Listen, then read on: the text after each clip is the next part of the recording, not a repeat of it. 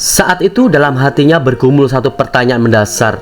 Adakah kepastian yang menjamin saya masuk surga? Semua yang ia lakukan, dari taat beribadah hingga amal sosial, hanya meninggalkan kegelisahan. Tanpa kepastian, hidup terasa seperti tarik ulur. Seringkali berharap, kadang juga bimbang. Suatu hari ketika menemukan ajakan pertobatan dalam Kristus, hatinya bergetar.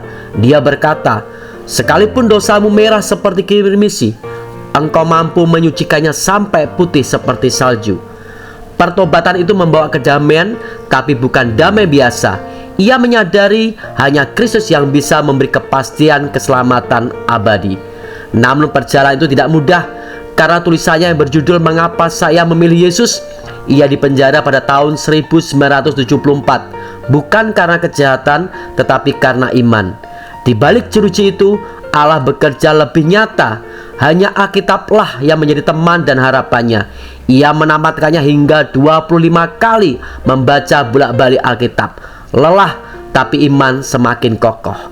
Ikuti kesaksian dari Bapak Pendeta Yusuf Roni. Selamat menyaksikan. Saya jadi Kristen. Waktu saya menjadi Kristen,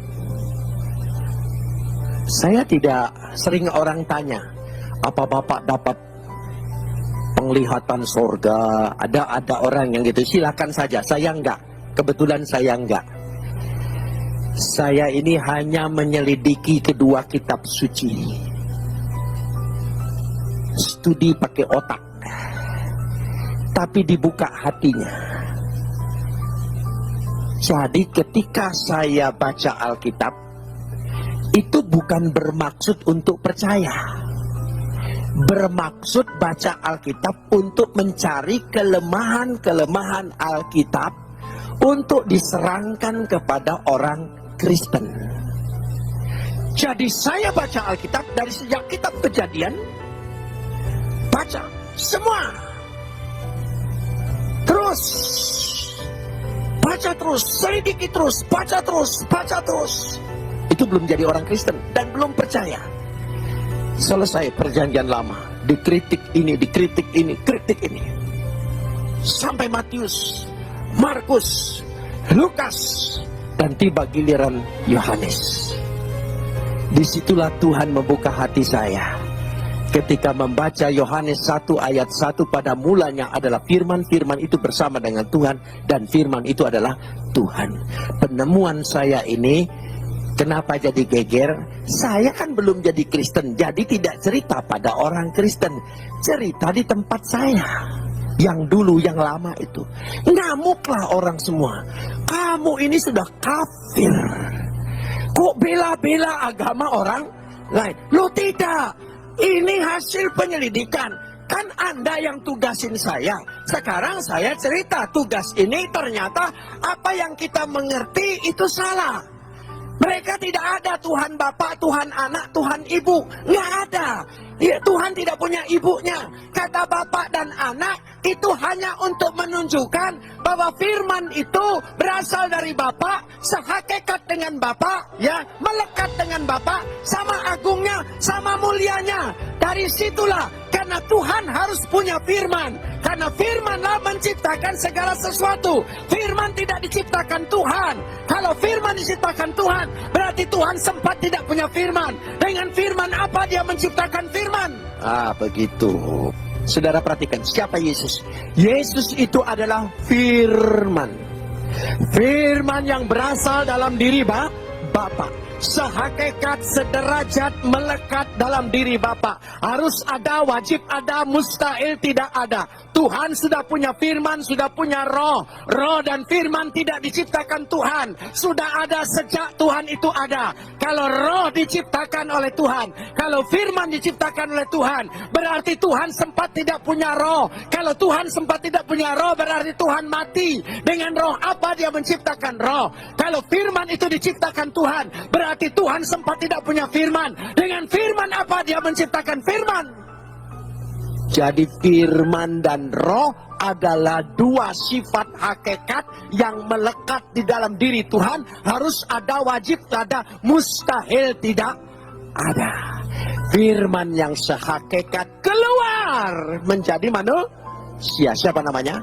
Yesus. Jadi yang datang dari diri Bapa sebagai firman menjadi manusia, dan menjadi manusia menghampiri manusia, tinggal dalam diri manusia, bahkan mati buat saya dan saudara, bangkit buat saya dan saudara. Makanlah tubuhnya, minumlah darahnya. Satu-satunya penyertaan Tuhan yang paling pasti hanya lewat Yesus. Di lain itu tidak ada. Itu kepastian jaminan kekristenan yang kekal.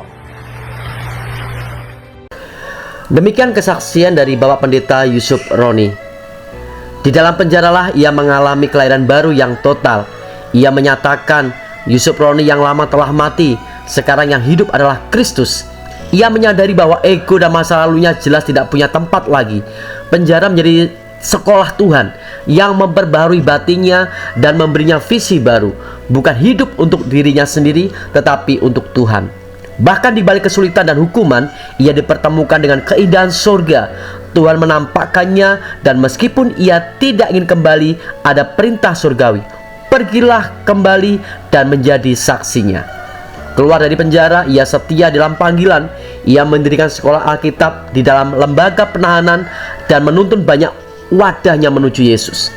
Setelah bebas, panggilan itu berkembang melalui pelayanan yang meluas, mendirikan gereja, membagikan keselamatan, dan menekankan pentingnya kelahiran baru, iman yang hidup, dan kesaksian yang autentik hingga akhir hayatnya. Pendeta Yusuf Roni mengalami transformasi radikal. Dari keresahan spiritual menjadi kepastian keselamatan. Dari penjara fisik menjadi penjara yang mengarahkan hati kepada Yesus. Dari keberanian dalam keyakinan lama menjadi keberanian dalam iman baru, hingga ia rela dipenjara demi Kristus. Dari ego lama menuju hidup yang baru, dimurnikan dan dipakai oleh Tuhan. Mengapa kesaksian ini penting? Karena kisah Pendeta Yusuf Roni mengajarkan bahwa keselamatan yang kita terima dari Yesus adalah pasti dan personal, bukan sekedar tradisi atau usaha, tetapi karya Allah yang mengubah hati. Panggilan untuk bersaksi mungkin membawa resiko, tetapi Allah memberi kekuatan dan visi yang kekal. Trauma, penjara, atau tekanan justru menjadi tempat di mana iman kita diperkuat dan dimatangkan. Tuhan Yesus memberkati. Yohanes pasal yang ke-14 ayat yang pertama sampai ayat yang ke-11. Janganlah gelisah hatimu, percayalah kepada Allah, percayalah juga kepadaku. Di rumah Bapakku banyak tempat tinggal. Jika tidak demikian, tentu aku mengatakannya kepadamu, sebab aku pergi ke situ untuk menyediakan tempat bagimu. Dan apabila aku telah pergi ke situ dan telah menyediakan tempat bagimu, aku akan datang kembali dan membawa kamu ke tempatku, supaya di tempat di mana aku berada, kamu pun berada. Dan kemana aku pergi, kamu tahu jalan ke situ. Kata Thomas kepadanya, Tuhan, kami tidak tahu kemana engkau pergi. Jadi bagaimana kami tahu jalan ke situ? Kata Yesus kepadanya, Akulah jalan dan kebenaran dan hidup. Tidak ada seorang pun yang datang kepada Bapa kalau tidak melalui aku. Sekiranya kamu mengenal aku, pasti kamu juga mengenal Bapakku.